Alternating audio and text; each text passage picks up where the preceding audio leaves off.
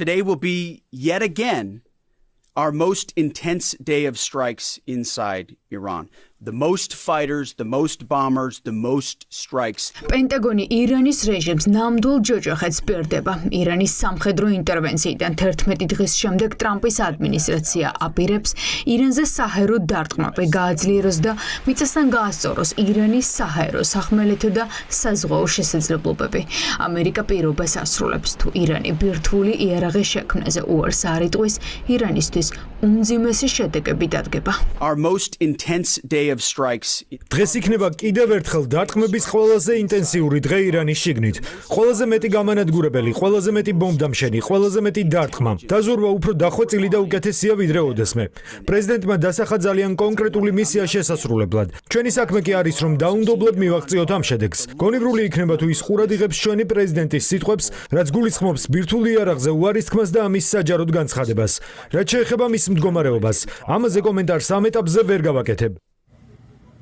ასეთი მძიმე დღე ირანის ქალაქებს არ ახსოვს. თეირანი, ქარაზა, ისპაჰანი, შირაზი, თავრიზი და სარავანი.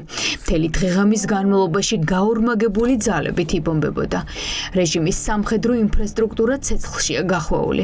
ისრაელმა ისპაჰანში მდებარე საწარმო ობიექტები გაანადგურა, სადაც რეჟიმი ირანული შაჰიდის ტიპის მოიერიშე დრონებს ამზადებდა.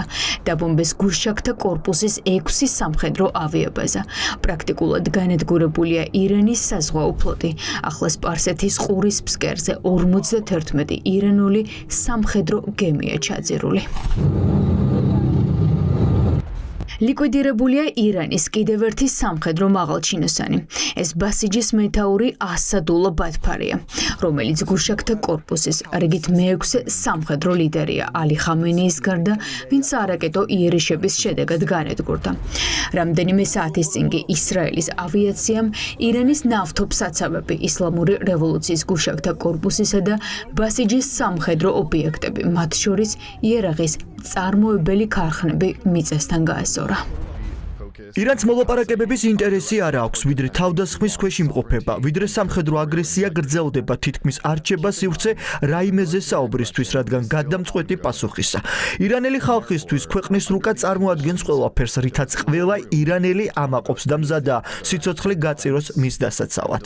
ამერიკის გამანადგურებელ დარტყმებს ირანი ჰორმუზის სრუტის სრული ჩაკეტვით პასუხობს. რამდენიმე დღეა სრუტის ორივე მხარეს ასობით ნავთობმზედია გაჩერებული. მსოფლიო ახლა ნავთობის ფასების რეკორდულად ზრდის საფრთხის წინაშეა, რაც მსოფლიო ეკონომიკურ ბაზარს მნიშვნელოვნად დარტყმს. თუ ირანი ჰორმუზის სრუტაში ნავთობის ნაკადის შეჩერებას შეეცდება, ამერიკა 20-ჯერ უფრო ძლიერად დარტყმს ვიდრე აქამდე. ასე ემუქრება დონალდ ტრამპი ხამენეის რეჟიმს.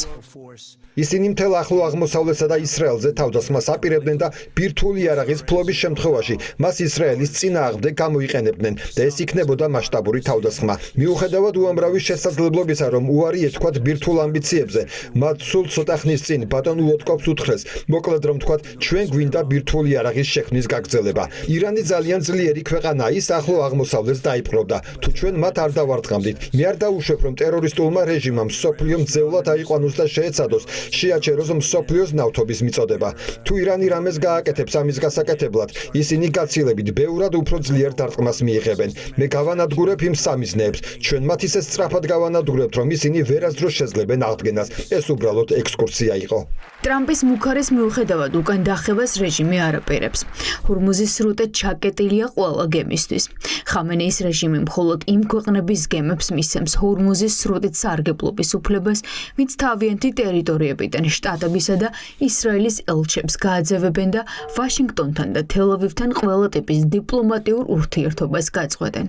რეჟიმის საგარეო საქმეთა მინისტრი ამბობს, რომ ეპიკური შეცდომის გამო ვაშინგტონი სიურპრიზებს უნდა ელოდოს. ჩვენ კარგად ვართ მომზადებულები, რომ გავაგრძელოთ მათზე თავდასხმა ჩვენი რაკეტებით იმდენ ხანს, რამდენიც საჭირო იქნება. ამერიკელებთან საუბრის ძალიან მწარე გამოცდილება გვაქვს. მოლაპარაკებების 3 რაუნდის შემდეგ და მას შემდეგ, რაც ამერიკულმა გუნდმა თავად განაცხადა, რომ ჩვენ დიდ პროგრესს მივაღწიეთ, მაინც გადაწყვიტეს ჩვენზე თავდასხმა. ამიტომ ამერიკელებთან საუბარი ჩვენს დღის წესრიგში აღარ არის. მათ ეგონათ, რომ 2 ან 3 დღეში შეეძლოთ რეჟიმის შეცვლა, შეეძლოთ სწრაფი გამარჯვების მიღწევა, მაგრამ ვერ შეძლეს.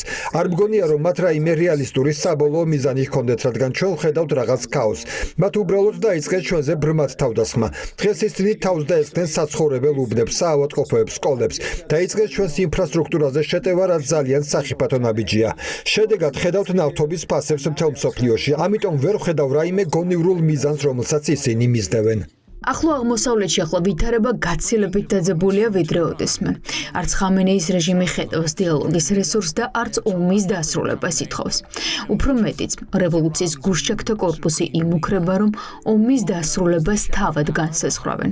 თუ შტატებისა და ისრაელის თავდასხმები გაგრძელდება, თეირანი რეგიონიდან 1 ლიტრი ნავთობის ექსპორტსაც არ დაუშვებს, რაც მსოფლიო ეკონომიკურ ბაზარზე ნავთობის ფასის ისტორიულ ზრდას გამოიწვევს.